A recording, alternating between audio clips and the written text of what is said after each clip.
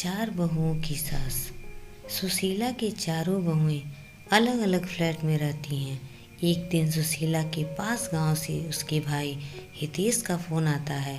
हितेश कहता है, सुशीला दीदी कैसी हो आप? सुशीला, मैं तो ठीक हूँ। हितेश, तुम कैसे हो? बहुत दिनों के बाद फ़ोन किया, सब ठीक तो है ना? हितेश बोलता है, हाँ दीदी सब ठीक है। मैं कल तुम्हारे पास आ रहा हूँ, वहाँ मुझे कुछ काम था तो सोचा अपने भांजे से भी मिल लूँगा। फ़ोन कट जाता है और सुशीला दुविधा में पड़ जाती हैं। वह सोचने लगती हैं, बच्चे तो मेरे साथ में नहीं रहते। अगर भाई को पता चल गया कि मैं अकेले रहती हूँ तो वो बहुत दुखी होगा। खैर, अब जो होगा वो देखा जाएगा, आने दो भाई को। अगले दिन हितेश सुशीला के घर पहुँच जाता है। वह अपने भाई को देखकर बहुत खुश होती है और सोच में पड़ जाती है। हितेश कहता है, सुशीला दीदी क्या सोच रही हो? सुशीला कहती है, अरे कुछ नहीं, तुम बैठो, मैं तुम्हारे लिए कुछ खाने के लिए लाती हूँ। हितेश कहता है, दीदी तुम क्यों ला रही हो? खाना तो आपकी बहुएं लाएंगी, कहाँ गई वो? सुशीला ने हितेश की सारी बात बता दी।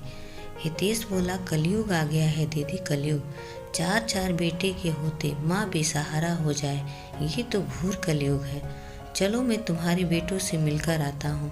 हितेश ऊपर चला जाता है तो देखता है कि सुशीला के बड़े बेटे को शराब पीने की आदत होती है, जो अब बहुत बढ़ चुकी है। उसके दो बच्चे हैं। बड़ा बेटा, मामा जी कैसे हो आप? घर में सब ठीक है? बड़े दिन बाद आप मिलने आए। हितेश कहता है, घर में तो सब ठीक है, तुम बताओ कैसा चल रहा है यहाँ? सब ठीक है ना? इतने में उसका छोटा बेटा यानी सुशीला जी का पोता हितेश के पास आता है, जो लगभग 6 साल का था। हितेश उससे पूछता है, कैसे हो बेटा, कौन सी क्लास में हो? पोता बोलता है, मैं तो अभी LKG में हूँ नाना जी। अच्छा, बड़ा होकर क्या बनोगे? मैं बड़ा होकर पापा की तरह शराबी बनूंगा। यह सुनकर सभी लोग भौचक्का रह गए और रोमा फूट फूट कर रोने लगी और रोते रोते बोली, अगर मैं अलग ना हुई होती तो ये इतनी शराब नहीं पीते। माँ के साथ रहते थे तो इनको माँ से थोड़ी शर्म तो होती। अब बच्चे भी वही सीख रहे हैं जो ये सिखा रहे हैं।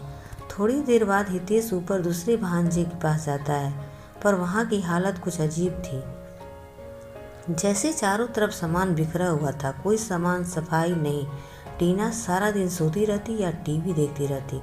हितेश से घर की हालत देखी नहीं गई और उसने बातों ही बातों में पूछ लिया, बेटा घर बदल रही हो क्या? सब सामान बिखरा हुआ है।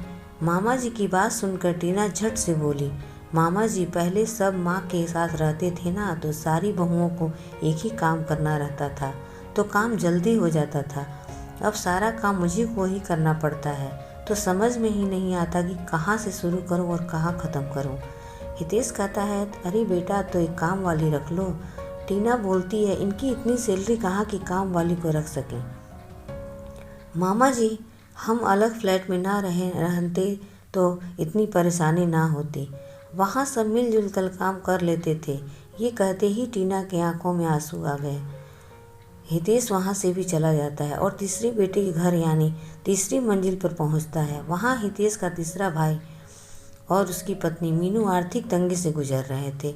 बेटा कैसा चल रहा है? तुम्हारी माँ ने बताया कि तुम सब अलग अलग रहते हो, तो मैं आ गया तुमसे मिलने। सब ठीक है मामा जी, आप बताओ आप कैसे हो? मीनू, मामा जी आए हैं, कुछ खाने को लाओ। इतना सुनते ही मीनू रसोई के डब्बों में देखने लगती है। वो एकदम खाली होते हैं और वह वहीं बैठकर सर पकड़ कर रोने लगती है। रोने की आवाज़ सुनकर हितेश और मीनू का पति अंदर जाते हैं। क्या हुआ बेटा, रो क्यों रही हो?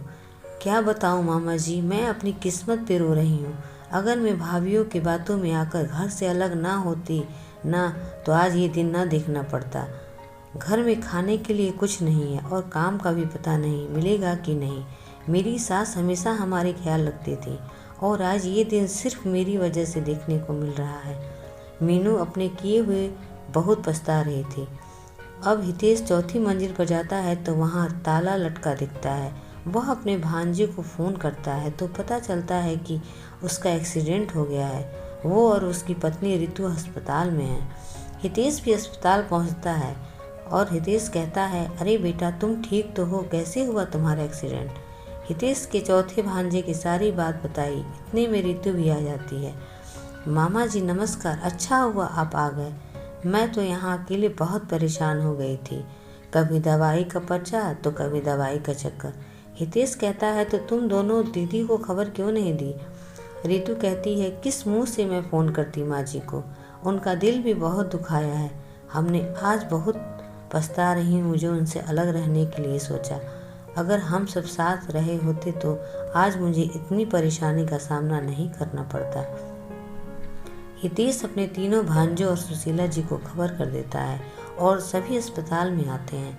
हितेश चारों भाइयों को एक दूसरे की परेशानी के बारे में बता देता है। चारों भाई एक दूसरे के गले लगते हैं और एक दूसरे से माफ़ी मांगते हैं। चारों बहुएं भी सुशीला जी के पैर छूकर अपने सास से माफ़ी मांगती हैं।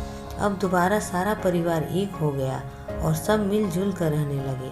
अगर एक भाई पर कोई परेशानी आती तो सारे भाई मिलजुल कर उसका सामना करते। एक दिन सुशीला ने अपने बेटे और बहुओं को बुलाया और कहा, देखो तुम सब एक साथ रहते हो तो कितनी खुश रहते हो, कोई मुसीबत तुम्हें छू भी नहीं सकती। इसीलिए तो कहते हैं मुश्किल वक्त भी टल जाता है जब अपनों का साथ मिल जाता है। अगर आप लोग को मेरी कहानी पसंद आई है तो प्लीज़ लाइक एंड सब्सक्राइब करें प्लीज़।